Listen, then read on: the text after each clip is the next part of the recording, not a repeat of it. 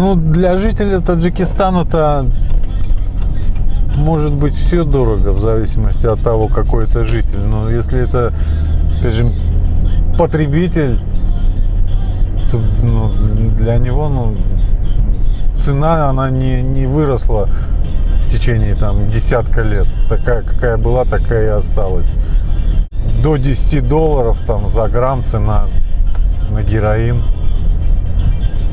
И для, скажем, такого экономного потребления тебе 1 грамм хватит, ну, может хватить и на 2, если дело коснется, и на 3 дня.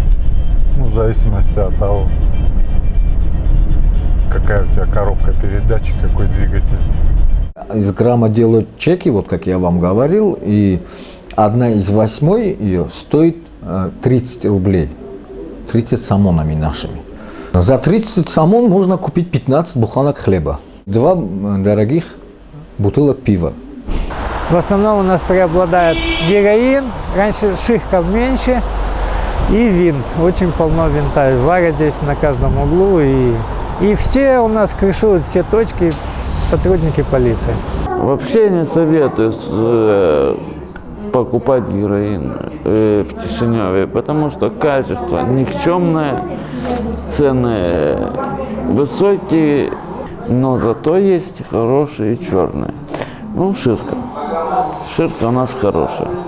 В Молдове 1 грамм героина стоит примерно 120 евро.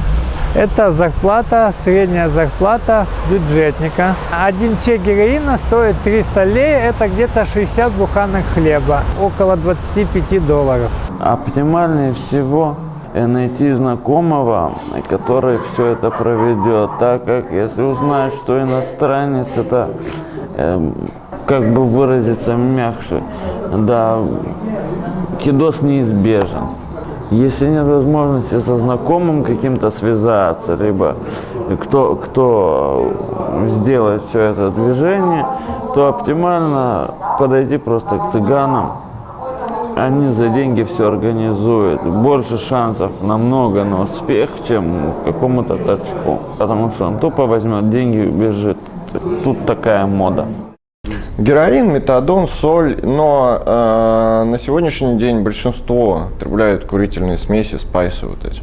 А говорить о качественных, то есть растительных препаратах, да, то есть каннабис и его производные натуральные, это слишком дорого, это слишком сложно. А вот эта химия, ну, она фактически доступна, потому что, ну, Китай, он не останавливает свое производство, ну, ни на минуту, видимо. И если говорить о курительных смесях, это те же самые 500-600 рублей, в зависимости от объема приобретаемой партии, да, которые хватает на 2-3 человека. Если мы вернемся к классическим наркотическим веществам, опятам, то есть это героин, метадон, да, то это от 1000 рублей и, собственно, выше.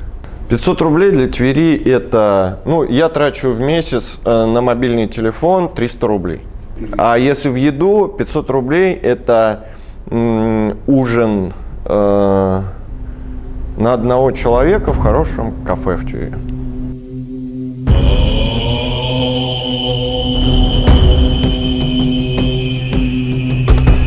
Лучше не вывозить отсюда ничего для собственной безопасности. Не жадничайте, не колите сразу много, потому что возможны передозировки.